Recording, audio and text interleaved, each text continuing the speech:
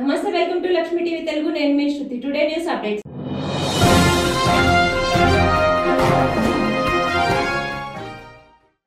మాతృదేవో భవ, పితృదేవో భవ, ఆచార్య దేవో భవ, అతిథి దేవో భవ, సద్గురు దేవో భవ. ఇక్కడ మనకి 5 మందిని దేవతలుగా మనకి ఇచ్చారు.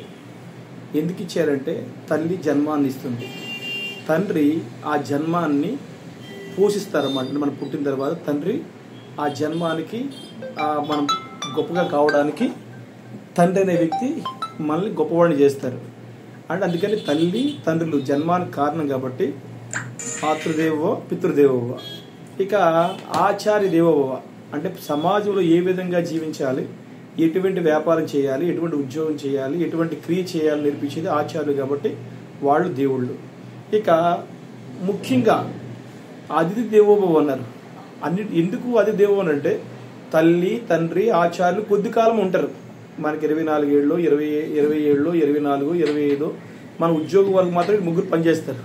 కానీ ఆ తర్వాత జీవితం స్టార్ట్ అయిన తర్వాత ఏదైతే వస్తుందో అతిథులు వస్తారు. అంటే స్నేహితులు, అంటే మన చుట్టూ మన బాస్లు కానీ, మన శిష్యులు కానీ, మన మంచి కోరేవాళ్ళు కానీ వీళ్ళందరూ వస్తారు. అందరికంటే ఈ ముగ్గురి కంటే కూడా ఇంపార్టెంట్ వాళ్ళు అతిథి దేవోభవ. ఎందుకు అతిథి దేవోభవ అంటే వాళ్ళందరూ మన జీవితంలో మనకి కష్టం వచ్చినప్పుడు, సుఖం వచ్చినప్పుడు, సందేహాలు వచ్చినప్పుడు, మన బాగుపడడానికి, మన పిల్లల పెళ్లిళ్ళకి అన్నిటికీ అతిథులు ఇంపార్టెంట్. అందుకని ప్రతి ఒక్కరు అతిథిని గౌరవించాలి. అందుకే అతిథి దేవోభవ అన్నారు. ఇక 5వది సద్గురు దేవోభవ. అంటే ఈ మాతృ పితృ ఆచార్య అతిథి ఈ నలుగురు దాటిన తర్వాత గురువు అనే వ్యక్తి ఏం చేస్తారంటే మన జన్మానికి మానవ జన్మ, మన జన్మం ఏంటిది? మానవ జన్మ. ఈ మానవ జన్మానికి ఉత్కృష్టం ఏంటిది?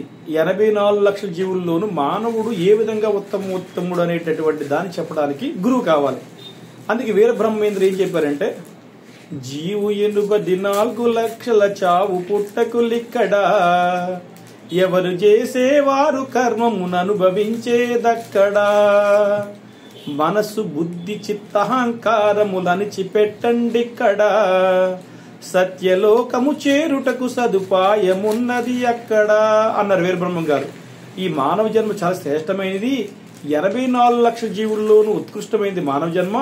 అటువంటి మానవ అంటే ఈ జనన మరణ ప్రభావం నుంచి 84 లక్షల జాతుల నుంచి బయటపడడానికి గురువు కారణం కాబట్టి గురుదేవోభవ అన్నారు. ఈ సద్గురువుని పట్టుకోవాలి. అందుకని వీరబ్రహ్మం గారు అంటారు, ఏమంటారంటే అంటే ఇవి మనం చిన్న చిన్నగా పైకి వెళ్ళాలి. మన యొక్క హైందూ ధర్మము ప్రపంచంలో హైందూ ధర్మం కంటే గొప్ప ధర్మం లేదు. అన్ని మతములు మన దాంట్లో పుట్టినయే. గౌతమ బుద్ధుడు మన దాంట్లో పుట్టిన వాళ్లే, మహమ్మద్ ప్రవక్త మన ధర్మాన్ని స్వీకరించిన వాళ్లే, జైన్లు మన ధర్మమే, శాక్తీయులు మన ధర్మమే.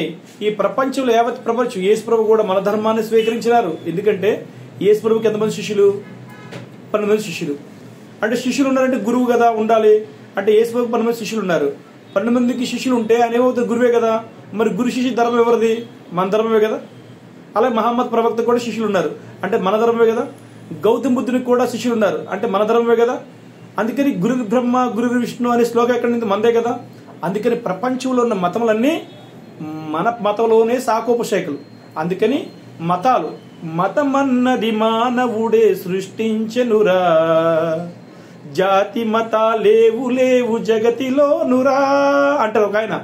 అందుకని ఇవన్నీ ఉండాలి, మతాలు అన్ని ఉండాలి, మతం ఉండాలి, కులాలు ఉండాలి, గోత్రాలు ఉండాలి. ఇవన్నీ ఏంటిది? ఐడెంటిఫికేషన్ కోసం. కానీ నా మతమే గొప్పదని అహంకారం ఎవరికి ఉండకూడదు కదా.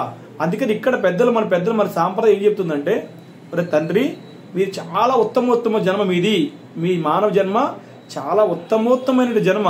ఆ జన్మాన్ని సార్థక చేసుకోవాలంటే ముందు తల్లిదండ్రుల్ని, ఆచార్యుల్ని, అతిథుల్ని గౌరవించాలరా.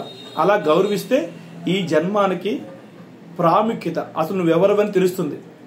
అందుకని మన ధర్మంలో చాలా నిగూఢంగా ఉన్నాయి.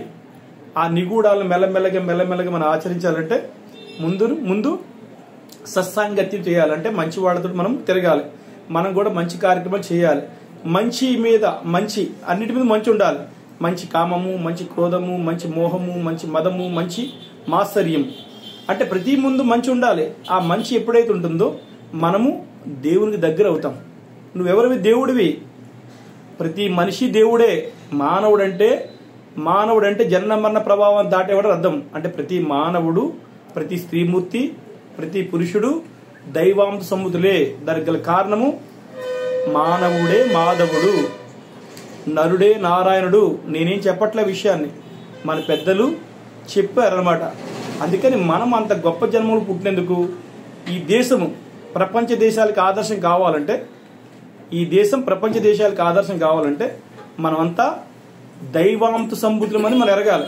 అందుకని ప్రతి ఒక్కరు, మీరు నా ముందు చూస్తున్న మీరున్నారే, మీరందరూ కూడా దైవాంశ స్వరూపులే. అందుకని మీరు దైవంలో నాలో దేవుడు ఉన్నాడు అని మీరు గ్రహిస్తే మీరు మీ జన్మ అంటే ప్రతి ఒక్కరూ అష్టైశ్వర్యాలతో తొలదవుతారు. అష్టైశ్వర్యాలు ఎక్కడికి వస్తాయి? పంచభూతాలకి వస్తాయి.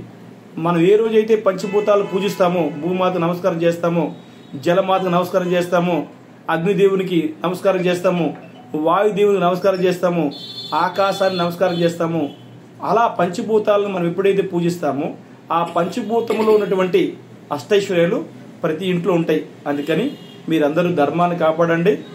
వీరబ్రహ్మేంద్ర స్వామి ఉత్కృష్టమైన